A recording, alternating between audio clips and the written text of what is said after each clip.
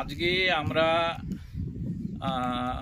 এসছি, আমরা বলতে আমি আমার এক ছাত্রকে নিয়ে, দয়াল চাঁদ ভক্ত, তাকে নিয়ে আজকে একটু ঘুরতে বেরিয়েছি। আউটিং? হ্যাঁ, আউটিংয়ে বেরিয়েছি। উদ্দেশ্য হচ্ছে আমাদের সেই পুরনো ছেলেবেলায় যেখানে আসতাম পিকনিক করতে, আমবাড়ি, খুব শিলিগুড়ি থেকে কাছাকাছি একটি জায়গা, সেখানে এসছি। সেখানে এখন আমরা শ্মশানের একেবারে যেখানে দাহ করে সেই জায়গাটায় দাঁড়িয়ে, সেইখানে দাঁড়িয়ে আছি। এখানে শ্মশান এদিকে একটা আছে, নদীর ওই পারেও একটা দেখা যাচ্ছে যে নতুন আরেকটা। শ্মশানটার নাম কি আছে স্যার? এটা আমবাড়ি ফালাকাটা শ্মশান, করতোয়া জায়গাটার নাম। সেই হিসাবে ওই আমবাড়িরই শ্মশান। এখানকার স্থানীয় মানুষজনের মৃত্যু হলে পরে এখানেই দাহ করা হয়। আর আমবাড়ির কোন জেলায় অন্তর্গত? আমবাড়ি জলপাইগুড়ি জেলার মধ্যে পড়ে। আচ্ছা আচ্ছা আচ্ছা, জলপাইগুড়ি জেলার মধ্যে পড়ে।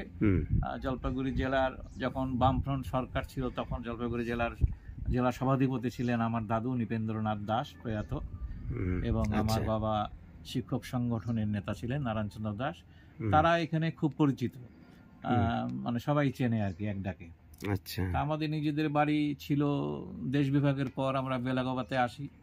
বেলাগাবাতে এসে আমাদের ওখানে বসতি গড়ে ওঠে। তারপরে জীবিকার প্রয়োজনে আমরা ভাইয়েরা ছড়িয়ে ছিটিয়ে যাই, এক একজন এক এক জায়গায় থাকি। বর্তমানে আমি শিলিগুড়ি শক্তিগড়ে আছি, মাঝে মধ্যে কলকাতাতেও যাই, ওখানে আমার মেয়ের বাড়ি, ওইখানে গিয়েও থাকি। এই যে 17 তারিখে যাব কলকাতায় মেয়ের বাড়িতে। হ্যাঁ, এক মাস থাকবো, ওখান থেকে একটু বেনারস যাব ঘুরতে, ওখান থেকে আসবো। আমাদের তো শেষ পর্যন্ত, আমার তো যা বয়স হয়েছে দেখো, সে হচ্ছে এখন তো পরন্ত বিকেলে যে সেই বিকেলেও একটা আলোর ছটা বেরোয়, কিন্তু মানে হলুদ নদীর তীরে দাঁড়িয়ে এইরকম একটা ব্যাপার মনে হচ্ছে। এই আসার আগেই ওই যে গতকাল যে তোমাকে নদীটার নামটা একটু বললে ভালো হতো। নদীটার নাম হচ্ছে করতোয়া নদী। করতোয়া নদী এইটা হচ্ছে এখানে সামনে ওইদিকে আমরা যে এলাম, ওই সামনে যে ব্যারেজটা হালকা দেখা যাচ্ছে, চাষের জল আটকানোর জন্য ওইখানে ব্যারেজটা করা আছে। গতকাল যেখানে গেছিলাম আমি, আমার নেশা এবং পেশা হচ্ছে চলচ্চিত্র পরিচালনা এবং নাট্য পরিচালনা, অভিনয়, মানে শিল্পী সংস্কৃতির জগতে যা আছে সবকিছুই আমি করি। তার মধ্যে গতকাল তোমাকে নিয়ে যেখানে গেছিলাম সেই জায়গাটার নাম হচ্ছে তোমার কলাবাগান এবং পতিরাম জোত, যেখানে বালাসন নদী এবং বালাসন আর মহানন্দা নদীর সঙ্গম স্থল।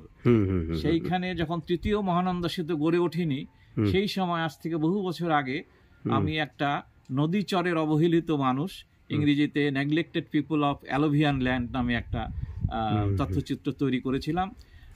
সেই তথ্যচিত্র মানে ওইখানে এতদিন বাদে, এত বছর বাদে গিয়ে ওইটা মনে পড়ে গেল। এবং এই তথ্যচিত্রটি যে বিভিন্ন ফেস্টিভ্যালে দেখানো হয়, এবং সেখানে প্রখ্যাত চলচ্চিত্র পরিচালক মৃণাল সেনের বিচারে এই তথ্যচিত্রটি neglected people of the alluvial land, এই ছবিটি শ্রেষ্ঠ পুরস্কার পায়। আচ্ছা, এটা সালটা আপনার মনে আছে? সালটা আমার মনে নেই, তবে আমার মনে হচ্ছে তাও কম করেও 15-20 বছর হবে, এরকম সময় হবে।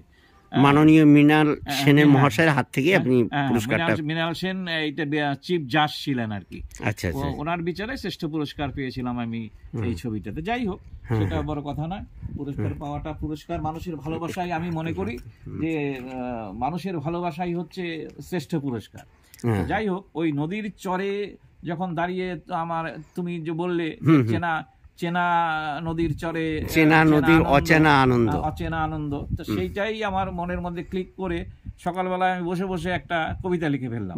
এখনো কমপ্লিট হয়নি, যতটা হয়েছে সেটাই সেইটুকুই হাটছাড়তে বলেন, আমি সেইভাবে। এখানে অনন্ত বেলায় চেনা নদী কেমন অচেনা হয়ে যায়, অতীতকে পিছিয়ে রেখে কবি আজ সেই নদীর কিনারায়, বৃদ্ধ বয়সে দয়ালের ভরসায় বাঁধের উপরে দাঁড়ায়, হৃদয় অরণ্যে তার জোনাকিরা জ্বলে ওঠে, মনে পড়ে যায় বন্যায় ভেসে গিয়েছিল নদীর দুই পার, বুক জলে দাঁড়িয়ে কবি চলমান ক্যামেরায় ফ্রেমবন্দি করেছিল একের পর এক উত্তাল অশান্ত নদীর ছবি। বাঁধের উপর সহস্র পরিবার, গরু ছাগল সব একাকার, শূন্য দৃষ্টিতে চেয়ে দেখেছিল ভেসে যাওয়া ঘর বাড়ি, আসবাব, গরু বাছুর, ছাক শিশু, ডালপালা ভাতের হাড়ি। নদী চরের এই অবহেলিত মানুষের মাঝে কয়েকটি পরিবার যারা 47-এর দাঙ্গায় ভিটেমাটি ছেড়ে দেশান্তরী হয়ে এই মহানন্দা ও বালাসনের সঙ্গম স্থলে নদীর চরে এসে উঠেছিল, তারা এই নদীর কিনারায়, নদীর তীরে প্রতিরাম জোত ও কলবাগানে বসতি গড়েছিল। হায়, সেই বসতিও বন্যার জলে ভেসে যায়। খুব ভালো লাগলো আপনার কবিতাটা। আরো হাজার কবিতা আমি লিখেছি, হাজার কবিতা পুড়িয়ে ফেলেছি, হাজার আমার স্মৃতি, আমার নির্মাণ যত তথ্যচিত্র ডজনের উপরে ছবি করেছি। সৃষ্টি তো পুড়ে যায় না স্যার, সৃষ্টি থেকে। তিস্তা নদীকে নিয়েও, তিস্তা নদী, তিস্তা পাড়ের কন্যা আমার প্রথম উপন্যাস, আমার লেখা, সেটা নিয়েও সেলুলয়েড ফিচার ফিল্ম পূর্ণ দৈর্ঘ্যের তৈরি হয়েছে। তারপরে দিনাজপুরের ফুলেশ্বরী নামে একটা ছবি করেছি, ওখানে চাকাইশ্বরী নামে আরেকটা ছবি করেছি, ভালাটিয়া খনগান অবলম্বনে। হ্যাঁ, সেটা হলো খনগান পালাটিয়া, ওখানকার দিনাজপুরের ভাষাভাষী, আঞ্চলিক ভাষাভাষী মানুষের জীবন শৈলীর উপরে করেছিলাম। তো এখন চলো, আর শ্মশানে তো আসতেই হবে একটা সময়, সবাইকে আসতে হবে। তুমি না হয় কয়েক বছর পরে আসবে, কে আগে পরে এটা কোনো লটারি কার কখন লাগবে এটা বলা যাবে না। প্রবলেম, হার্টে দুবার এনজিওগ্রাফি হয়ে গেছে, হাই প্রেসার, তারপরে তোমার ডায়াবেটিস, প্রোস্টেট প্রবলেম, নানান রকম বিষয় নিয়ে এখন আছি। তবে মৃত্যুর আগ পর্যন্ত যেন একটু হাত ছাড়তে নদীর দিকে চলুন, আপনি সৃজনশীল কাজ করে যেতে পারি, এটাই হচ্ছে আমার মূল কথা। আচ্ছা, যেন সৃজনশীল কাজের মধ্যে দিয়ে চলে যেতে পারি এখানে যাওয়ার। না, নদী মৃত্যুর পরে কে কোথায় যায় সেটা তো আর বলা যায় না। না, এটা কেউ বলতে পারে জানি না যে সত্যিকারের পরলোক বা পরজন্ম বলে কিছু আছে কিনা। তবু আমরা তো সামান্য সাধারণ অসহায় মানুষ। মানুষ অসহায় বলেই তো মানুষের তো সীমাবদ্ধ, তার জ্ঞানের পরিধিও সীমাবদ্ধ। আমরা আর কতটুকু জানি? এই মহান বিশ্বে কবিগুরু তো বলেই গেছেন যে আমরা কতটুকু আর জানি এই বিশ্বের। সেই জন্য তো এই বিভিন্ন গানের মধ্য দিয়ে কবি এই বিশ্ব অনন্ত, বিশ্ব ব্রহ্মাণ্ডের কথা, আকাশ ভরা সূর্য তারা, কত কিছু উনি রচনা করে গেছেন। আচ্ছা, এই মুহূর্তে আপনার কোনো একটা, এই পরিবেশে আপনার কোনো একটা কবিতা মনে পড়ছে যেটা আপনার মানে মনের ভেতরে গেঁথে আছে, এরকম একটা নদীর পরন্ত বেলায়? এই যে জীবনানন্দ দাশের একটি কবিতা মনে পড়ছে এই মুহূর্তে, আমি যেন সেই প্রেমিক যে 1000 বছর ধরে পথ হাঁটিতেছি পৃথিবীর পথে। কবিতাটার নাম হচ্ছে বনলতা সেন।